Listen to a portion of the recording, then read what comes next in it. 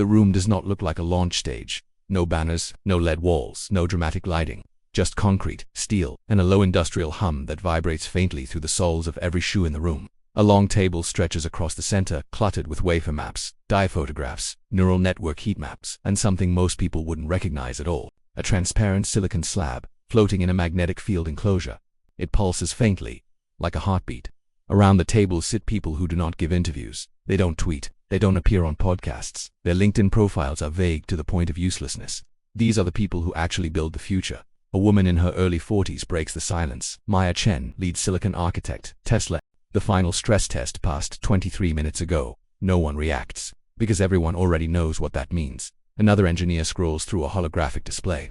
Raj Patel, Neural Systems Director, yield is holding at 87%. That's honestly absurd for this node. A third voice holder, quieter Dr. Luis Moreno, former DARPA, now Tesla Robotics. We should not pretend this is just another chip. The room finally stirs. Someone exhales slowly. Someone else rubs their hands together like they're cold.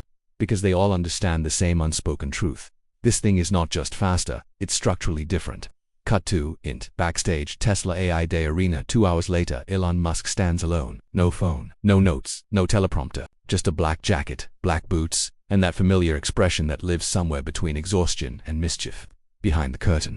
The audience noise builds. Investors, engineers, journalists, government, observers who pretend they're not government observers. Elon stares at the floor, not nervous, calculating.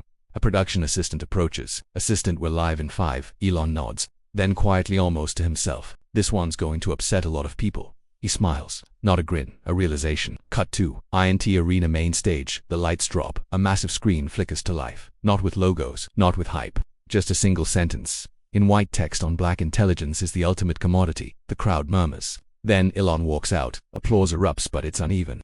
This is not the applause of fans. It's the applause of people who suspect history might be about to tap them on the shoulder. Elon raises a hand. Silence falls almost instantly. Elon Musk on stage. I want to start with a warning.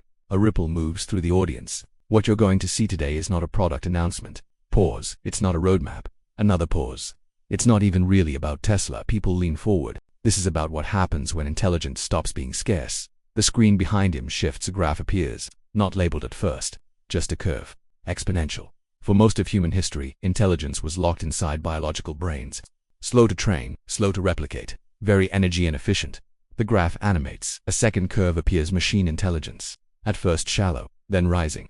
We crossed a threshold quietly. No fireworks, no headlines. But once intelligence becomes manufacturable, he looks directly into the audience. Everything else becomes optional. The room is dead silent. Cut to INT Media Control. BOOTH producers exchange uneasy glances. One whispers, "This is not the script we approved." Another replies, "There was no script." Back to stage. Elon gestures. The screen changes again. A high-resolution image of a silicon die fills the display. Beautiful, alien. This is AI5. A beat. It's the most powerful inference and training chip ever deployed in a physical system. He lets that land, not in a data center. Another beat. In a body. A murmur breaks out. Someone audibly whispers, "Oh shit." Cut to close-up AI5 chip render. Elon continues. AI5 isn't an incremental upgrade from AI4. The die zooms in, revealing layered architectures.